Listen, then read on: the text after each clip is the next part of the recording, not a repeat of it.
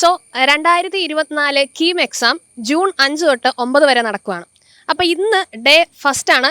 നമ്മൾ അതിൻ്റെ ഒരു എക്സാം കഴിഞ്ഞ് സ്റ്റുഡൻസിന് വേണ്ടി വെയിറ്റ് ചെയ്യുവാണ്. അപ്പോൾ നമ്മളിവിടെ നിൽക്കുന്നത് എവിടെയാണ് മിസ് നമ്മൾ നിൽക്കുന്നത്? അപ്പോൾ നമ്മൾ ഇന്ന് ഇവിടെ നിൽക്കുന്നത് നമ്മുടെ സെൻറ്റ് ജോസഫ് കോളേജ് ചൂണ്ടശ്ശേരിയുടെ ഫ്രണ്ടിലാണ്.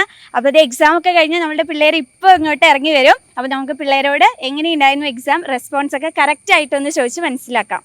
അപ്പം 2024 KEAM exam first day section കഴിഞ്ഞിട്ട് 2 സ്റ്റുഡൻസ് നമ്മളോട് ജോയിൻ ചെയ്തിരിക്കുവാണ്. അവരുടെ എക്സാം എക്സ്പീരിയൻസ് എങ്ങനെയാണെന്ന് പറയാൻ വേണ്ടി. അപ്പം നമുക്ക് അവരിലേക്കൊന്ന് പോകാം. എങ്ങനെ ഉണ്ടായിരുന്നു എക്സാം? കുഴപ്പമില്ലായിരുന്നു, എളുപ്പമായിരുന്നു. അപ്പം ഇത്തവണ ആദ്യമായിട്ടാണല്ലോ ഓൺലൈൻ മോഡിൽ എക്സാം വരുന്നത്. അപ്പം എന്തെങ്കിലും ടെക്നിക്കൽ ഇറേഴ്സോ അല്ലെങ്കിൽ എന്തെങ്കിലും ടൈം ലാഗോ അങ്ങനെ എന്തെങ്കിലും പ്രശ്നം ഉണ്ടായിരുന്നോ? ഇല്ല, സാർമാരൊക്കെ പറഞ്ഞു മനസ്സിലായിരുന്നു. ഈസി ആയിരുന്നോ ഓൺലൈൻ ആദ്യമായിട്ട് ചെയ്യുമ്പം?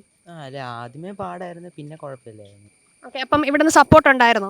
ഉണ്ടായിരുന്നു, ഒത്തിരി സപ്പോർട്ട് ഉണ്ടായിരുന്നു. അപ്പം നമുക്ക് ടോപ്പിക്സിലേക്ക് വരുമ്പോഴത്തേക്കും ഫിസിക്സ്, കെമിസ്ട്രി, മാത്സ് എങ്ങനെ ഉണ്ടായിരുന്നു? അവരുടെ ക്വസ്റ്റ്യൻ ഡിസ്ട്രിബ്യൂഷനും ഓരോ സബ്ജക്റ്റിൽ നിന്നും എങ്ങനെയായിരുന്നു ക്വസ്റ്റ്യൻസ് എല്ലാം നോക്കിയിട്ട് എളുപ്പമായിരുന്നു, പക്ഷേ ചിലതൊക്കെ പാടായിരുന്നു.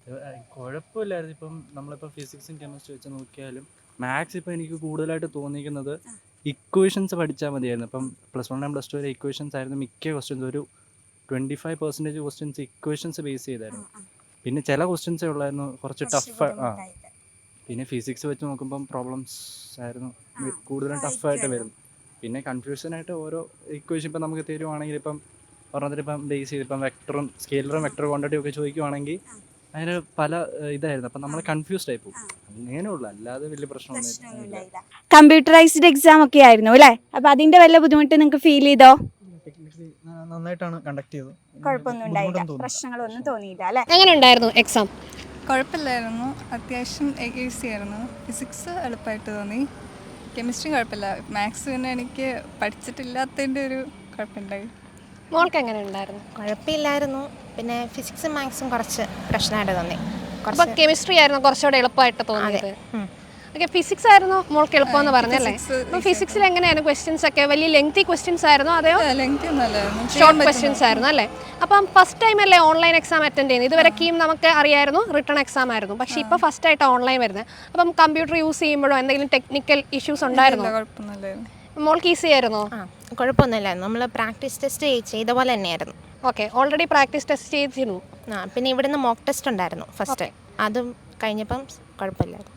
ഓക്കെ, അപ്പം മാത്സ് ആയിരുന്നു മോൾക്ക് പാടായിരുന്നത്? മാത്സ് പാടായിരുന്നു. ക്വസ്റ്റ്യൻസ് എങ്ങനെയായിരുന്നു? കണ്ടിട്ടുള്ളതായിരുന്നു അതോ ലെങ്തി ക്വസ്റ്റ്യൻസ് ഒക്കെ ആയിരുന്നു? മാത്സ് ഞാൻ പഠിച്ചില്ലായിരുന്നു, അപ്പോൾ എനിക്ക് പാടായി. മോൾക്ക് എങ്ങനെ ഉണ്ടായിരുന്നു മാത്സ്? എനിക്ക് മാത്സ് കുറച്ച് പാടായിരുന്നു.